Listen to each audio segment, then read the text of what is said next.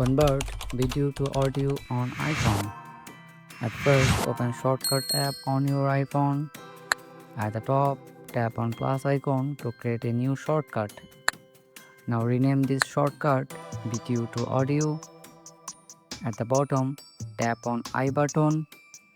If the I button is grayed out, then select any action from the list. Then remove it. Tap on the I button. Turn on Show in Share Sheet toggle. Then tap on check mark. Tap Apps and add in more.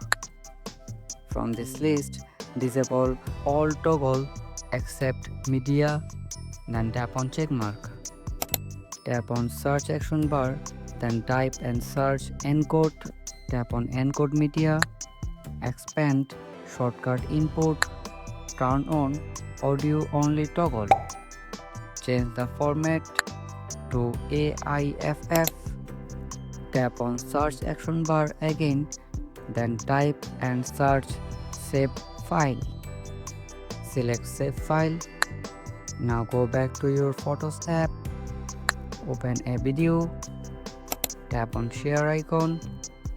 Scroll down, then tap on video to audio.